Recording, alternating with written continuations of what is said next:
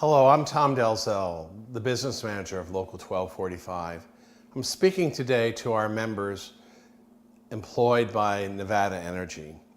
On October 10th, we will be mailing out ballots for your consideration of a contract package.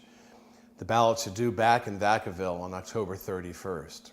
I'm speaking to you today to explain why your bargaining committee and I, your business manager, believe that this package should be ratified and that you should vote yes on the package.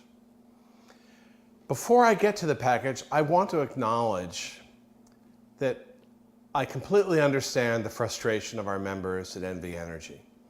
For 50 years, we had a collaborative relationship with Sierra Pacific. The work group was a family. We treated each other like family. We had a collaborative relationship with the company. That all changed 10 years ago, and the last two sets of negotiations have been really difficult. Management played very hard pushing changes in retirement and retiree medical.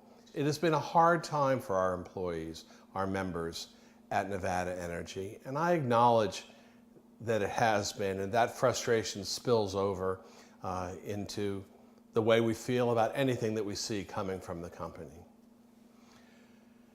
That said, we are facing an even greater challenge right now than we had in the past with the new management at NV Energy, and that is the planned 2014 acquisition of NV Energy by Mid-American Energy, the company, holding company owned by Warren Buffett and Berkshire Hathaway. Warren Buffett is a champion of the middle class in theory, yet when he owns a company, he negotiates like the robber barons of 100 years ago.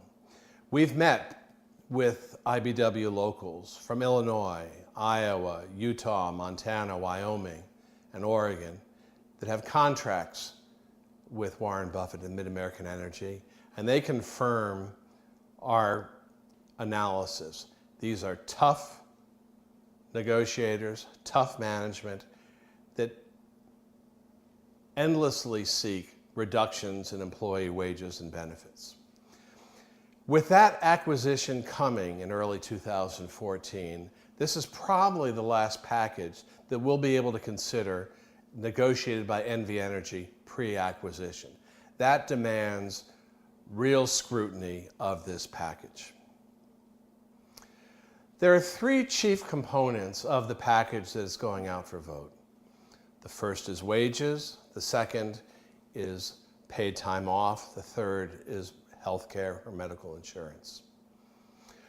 The wage proposal is fairly competitive given the downturn in the economy in 2008 and what else has been happening in Western utilities. I acknowledge that past wage increases have left NV Energy below the market of Western utilities for wages. This is especially true for clerical workers and for skilled craft positions. We have no equity increases in this package. The door is open for equity increases to be negotiated after this package, but none are included because they tend to be very divisive. And if one classification gets an equity increase, others resent the fact that they did not and end up voting against the package because somebody else got something. So the first element of this contract, the wages, is competitive. The overall wages need further work, and we'll continue working on it. I think the issues of attraction and retention will drive the company to have to make adjustments in some classifications. For the linemen, for example, the company is unable to attract and retain journeyman linemen because of the low wage. The second component of the contract that you'll be voting on is paid time off, a consolidation of vacation and sick leave. Now, paid time off, or PTO, is often a third rail issue for unions, ones that they just try to avoid. And employers typically use paid time off to reduce the amount of time that employees can take off. That is not the case with the PTO offer that you'll be voting on. Your negotiating committee did an outstanding job crafting what is the best PTO proposal I have seen anywhere, bar none. It requires some careful consideration and analysis by you. I will not get into the details of it now, but I urge you to take a look at the different features of the PTO program and see how they work for you. I would not lightly recommend a PTO package anywhere. This one I recommend. The final component of the contract are the changes in medical healthcare insurance. With the rising cost of healthcare premiums everywhere and the coming excise tax on so-called Cadillac plans in 2018, changes in medical plans are necessary. What many employers do is simply shift the cost to employees. For example, Warren Buffett pretty typically sees a 30% employee contribution for premiums, as opposed to the 18% that you now pay. But that doesn't get anybody better. It doesn't save money overall, and it won't escape the excise tax. Instead of just shifting the cost of the premium, our committee worked very hard to design a different approach with higher deductibles, but also with health saving accounts and health reimbursement accounts. On the very progressive end of work that unions are doing on medical plans in the United States. Pat Wade and the committee worked very hard on this, and for almost all of our members, I believe that this new plan will be an improvement over the existing plan, let alone the alternative to the existing plan, which is just higher premium sharing costs. This new plan requires more analysis and more thinking by a member, and in a perfect world, you really wouldn't have to think about the money involved in healthcare. You would just go get it.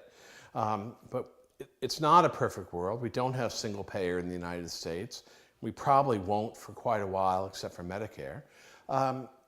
So given the rising costs of premiums, the approach that the committee took, I think, is a really good one and deserves your attention.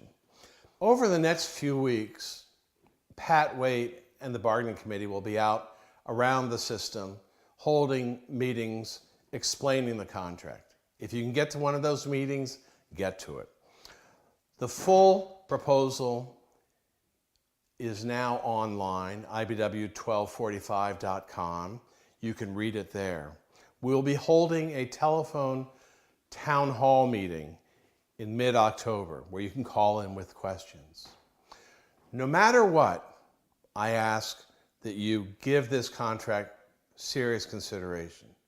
No matter what, I ask that you vote on this contract. Several hundred of our members did not vote the last time the contract was out, and not voting is an abdication of a great right that you have as a union member in deciding the conditions under which you'll be working for the next 4 years.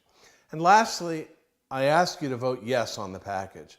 I believe that were it not for the last 2 sets of negotiations, this package would be looked on very favorably. If we can take away the frustration from the last few years, and keep in mind that our next set of negotiations will be with Mid-American Energy, with Warren Buffett's company, we're probably better off doing that 4 years from now than doing it 4 months from now. Understand the package, vote, and please vote yes. Thank you.